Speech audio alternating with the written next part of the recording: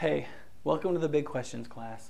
The question for today is, can we take the Bible literally? Now, built into that question are really two questions. One is the question of interpretation. That is, can we take the Bible literally? That is, should we just believe flatly what it says everywhere? The second question really is, can we take the Bible literally in the sense, can we take the Bible seriously? That is, if a book is 2,000 to 3,500 years old, and it's been copied and copied and copied, it's gone through numerous language translations and all that sort of thing, can we believe, A, what the original authors wrote is actually what we have today? B, how can we know that the original authors wrote down something that was true to begin with? And C, with the huge differences in human societies, why would a document written that long ago have any relevance today? And so there's a sub-question to this is, can we take the Bible seriously? Now, Steve Tadovich in the class lecture is going to talk about the question of the historical question. Is the Bible that people wrote back then the same writing we had today, or has it changed a lot? Is there good reason to believe that what they wrote down is actually right? And is there good reason to believe that it's relevant? Now, the answer to all three of those questions is yes. Through what's called the science of textual criticism, the Bible that we have today is as accurate as any Bible that there's ever been since the first manuscript was written. Not only do we know that there aren't variations in our Bibles, but in any significant way, like 99% of the text of the Bible is absolutely certain that we have what was written down. But the places where there is question, where this was called variant readings, we know exactly where they are. Any pastor who's been in seminary for a year or more knows about textual criticism. In fact, if you pull out your New International Bible, you'll see them. They're actually in your English translation. There are places where you'll be reading along and it'll have a little letter, and if you read the marginal reading, it'll say or da da da da da da. Or certain places, like if you go to the place in John about the woman caught in adultery, if you go to that spot, you'll see it says, this story is not in the earliest and most reliable manuscripts. If you go to the end of Mark, what's called the longer ending of Mark, there's a break, and if you have an NIV Bible, there's a break, and in parentheses it says, these next verses are not in the oldest and most reliable manuscripts of the Bible. The reason for that is that throughout the history of the Bible, when there were manuscripts that didn't agree, Christians didn't destroy them. They kept them so that they could keep track of how mistakes got disseminated and where they came from, because from the very beginning, the writings of the Bible were considered absolutely sacred to Christians, and it couldn't be fooled with. You couldn't even correct it if you thought it was wrong. And so whenever a scribe would correct it, there'd be a copy over here, and you'd put them together and be like, this guy thinks he can correct the Bible, and they'd uncorrect it. That's why there's places in the Bible that have really odd readings, and there are some manuscripts that sort of make them better, but in our Bibles today, they're made back the way they were. The correction is taken out, because we believe that we don't have the right to change it. And what you'll find is if you look into textual criticism more deeply, that the Bible we have today is very, very much like the one that was written. And Steve will talk about the manuscript evidence for that. The second is, is what they wrote down true? Now, there's a lot of arguments about this, but ultimately this comes down to, because some people want to say, what's written in the Bible that's scientific or historical isn't the important thing. What's important is the spiritual points. But the fact is that just makes the whole issue of, is the Bible right, totally unfalsifiable. I mean, if the only thing in the Bible that's really right is the spiritual stuff, I mean, how could you know if the Bible was wrong about the spiritual stuff? It's not verifiable. The only thing you do is find out if these people are right about other things. And for 200 or 300 years, particularly in Europe, there's been what's called higher criticism. That is, criticizing what's written in the Bible, showing that it's wrong or bad or whatever. And a lot of people believed that was very, very easy to do because there were tons of mistakes in the Bible, especially historical mistakes. That archaeology was showing us that some of the writers must have written at different times or much later because they got a bunch of locations wrong and all that kind of thing.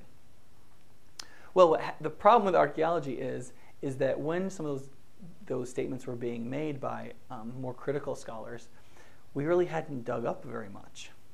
And so people started in the 1800s and even the early 1900s making these huge sweeping pronouncements about how the Bible was totally wrong about so many things. And in fact, what's happened is as time goes on, history really has vindicated the Bible in a number of different ways. I'll give you two quick examples. One is there's a place in the reign of Hezekiah in the Bible, where he gets attacked by a king called Sargon of Assyria. And it says in the Bible that Sargon took over 20 towns, fortified towns, but couldn't take over Jerusalem. And people just thought, that's ridiculous. I mean, and then what happened was he camped around Jerusalem and laid siege to it, and then God actually struck his army with a plague, and they had to withdraw. Now, some people said that's just ridiculous to think that God freed Israel by striking Sargon's army with a plague. I mean, that's just, all this supernatural stuff couldn't have happened. Well, when we dug up Assyria, what we actually found from Sargon's reign was we found a relief called the sacking of Lachish, which is actually in the Jerusalem Historical Museum. And it's a really cool depiction of a battle. Now, Lachish is one of the 20 towns in northern Judah that Sargon took over. Now, let me ask you this question. It's a fairly minor town. Why wouldn't the great relief in the Assyrian capital be the sacking of Jerusalem? Right? You'd think that the big artwork output would be for the destruction of the capital city. But it's not. It's a frontier town that was fortified, but wasn't that big a deal. Well, the reason is because he never took over Jerusalem. There was no relief to put. You're going to do a relief of them getting their butts kicked, right? That by itself wouldn't be enough. But what they actually found an inscription of Sargon, or about Sargon's reign, where Sargon said that he attacked Hezekiah in northern Judah and took over 20 of his northern towns and shut him up in Jerusalem like a bird in a cage. But then the inscription just ends. He doesn't say anything more about Hezekiah and how he defeated Hezekiah and dragged him back to Assyria. It just ends. I laid siege to him. I was in control. Then nothing. And if you look at the Assyrian inscriptions and you put it together with the Bible, they say the same thing. The Bible says he came in and took over these 20 towns. He was pressing in on Jerusalem. He had laid siege to it, but God delivered them through a plague. From Sargon's perspective, he goes, look at me. I invaded Judah. I took over all these towns, and I shut up Hezekiah in Jerusalem like a cage. And then I'm not going to say any more, because who wants to tell a story about how your army got a plague and you had to withdraw because you were going to get yourself killed? So people who said that Hezekiah gig couldn't happen, but then we found stuff in Assyria that matched it perfectly. Same thing with the city of Ai. If you look in the book of Joshua, when Joshua attacks, comes into Jerusalem and makes his attack, the second place they attack after Jericho is a little town called Ai. Not a very big place. It's an outpost, right?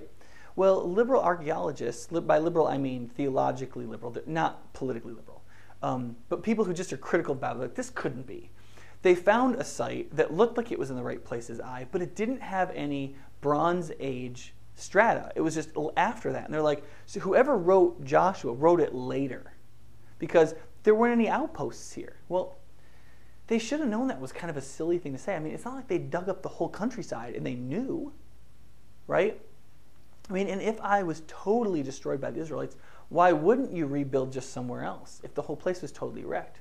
Well, just a couple of years ago, a couple of scholars from the University of Toronto started a new excavation in a place not even a mile from what was the thought site of the city Ai.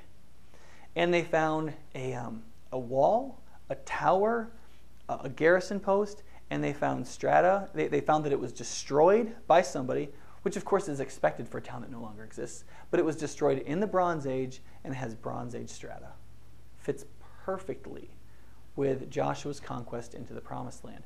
And that's just, there's lots of examples of that, of critical scholars coming forward and saying, oh, the Bible's wrong historically, and then ending up later with egg on their face because, well, actually, once we knew more, the Bible was right. There's lots of examples like that. And if the Bible is right so many times historically, in ways that you would only know if you were there at that time, well, that's the best evidence you can get, other than philosophical evidence, that what it says spiritually is right. Anyway, let's talk a little bit about interpretation. All I want to say about interpretation is this. When somebody says, can we take the Bible literally? You just need to ask them this. Do you take everything in life literally? I mean, do you read everything there is to read the exact same way? Because the Bible has all kinds of different writing in it, right? It has narrative in it. It has story. This is what happened. It has poems in it. The whole book of Psalms, Song of Songs, is poetry. It has Proverbs, which are kind of general statements meant to be thought about. It has commands, it has teaching, it has law, it has all kinds of different writing. It has what's called apocalyptic, which is like imagery-based prophetic writings, and then it has prophetic oracles. It has all kinds of different writings.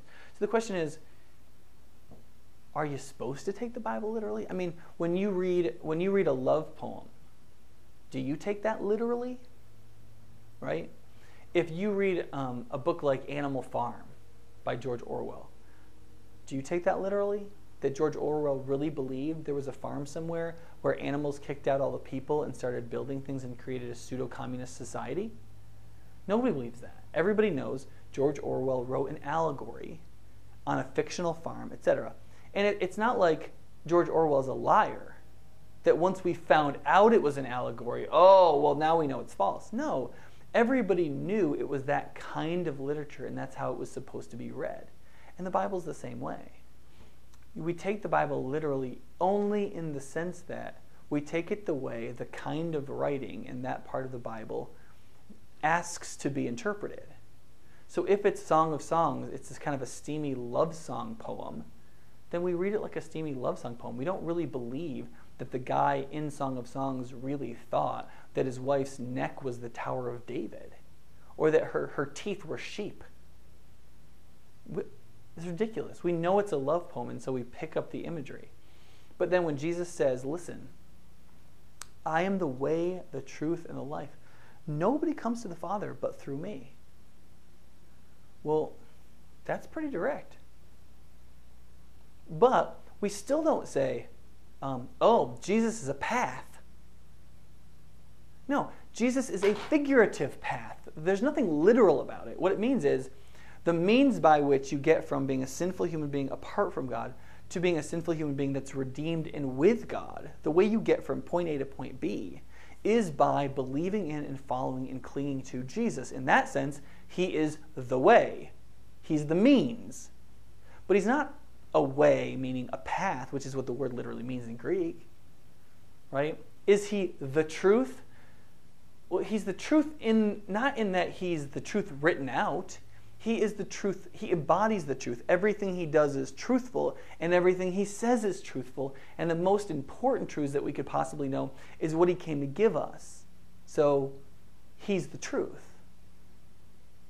But it's not literal. It's embodiment, right? So even in some of the most literal passages in the Bible, we don't take them analytically literally. We don't take almost anything analytically literally. So when somebody asks the question, can we take the Bible literally? It's really a setup. And they may not mean it as a setup. But what tends to happen is, the question people really want to ask is, can we take the Bible seriously? But this gets added on because the answer to that question is, of course not. Of course not. But if beneath this you really are asking, can we take the Bible seriously? And the answer is, of course not. Well, then you're off the hook. So what I normally do when people ask this question is, I deconstruct this word first. I say, wait a second, you don't mean literally. Nobody takes anything literally. The Bible doesn't ask us to read it literally. It asks us to read it in relationship to the kind of writing that it is. And what it claims we believe is true. That's very different than taking it literally. To believe that the Bible is absolutely truthful and without error in what it affirms is not the same thing as taking it literally. And that's a really important point to make sure we have clear. Then you can get to the real question, which is, can we take the Bible seriously? And for that, you need to begin to ask questions about historical evidence and so on. Now, the last thing I want to talk about is issues of interpretation between the Old Testament and the New Testament, particularly the question of slavery, because there are passages in, for example, Exodus and Leviticus that talk about that it's okay to have slaves and this is how you treat them and so on. People will say, listen, if we're supposed to take the Bible seriously, the Bible seriously says that you can have slaves and that you can beat them and things like that. And it's important to recognize that one of the ways the Bible asks us to read it is in the scope or the arc of divine redemption. So, for example, when God gave the law to the Israelites, did he create that community out of nothing? The answer is, of course not. No, they already had a culture, they already had a language, they already had practices, they already had beliefs. And God was moving them in a redemptive direction. So they already had slavery. It was a pretty brutal practice. And so God comes in and he said, and the alternatives to slavery that we have, for example, in an industrialized society, didn't exist. There wasn't Social Security. There weren't the kinds of food handouts that we have in a modern industrialized society. So when somebody went bankrupt and they couldn't own land and they had to sell everything and they didn't have anything, they wouldn't have any means to get any food, and nobody's going to make other people feed them. They'd just starve. So is slavery evil? Absolutely. Do most people think it's a smaller evil than starving to death and watching your wife and children starve to death? Most people would say slavery is a lesser evil than that, particularly if it was regulated like it is in the Bible. That is, it can only last for 7 years, then you have to set people free, and you have to give them land so that they can earn their own living again, and so forth.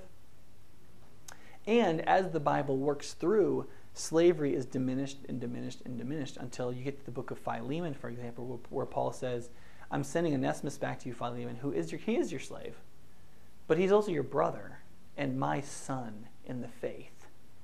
So how should you treat him? So you can see, even in the book of Philemon, slavery is being undermined and being undermined and being undermined. And when you look at the history of the church, for the most part, historically, the church has been one of the most anti-slavery groups of human beings there's ever been, even though there's the sanction of slavery in the church's holy book. Well, in that sense, when you read the Bible literally, or when you read the Bible the way the Bible asks to be read, the Bible asks to be read in context and in the flow of redemptive history from beginning to end. You see what I'm saying? You wouldn't ask in like a Dickens novel why the lead character is such a chump if you've only read chapters 1 and 2. Maybe the whole point of the book is he's not such a chump at the end of the book. The whole book is about his development of his relationship with somebody. And of course, that's the story of the Bible. It's the story about God redeeming his relationship with the human race. And when he starts out with us, well, we're pretty dang screwed up. And is it any wonder that the first thing he has to do with slavery is regulate it before he can abolish it? I don't think that's weird at all. But you have to read the Bible within the flow of redemptive history through the Bible, across the history of the Bible, rather than dropping into one page thinking you can lift it out and do whatever you want with it to shut Christians up. Does that make sense? All right, well, hope that was helpful.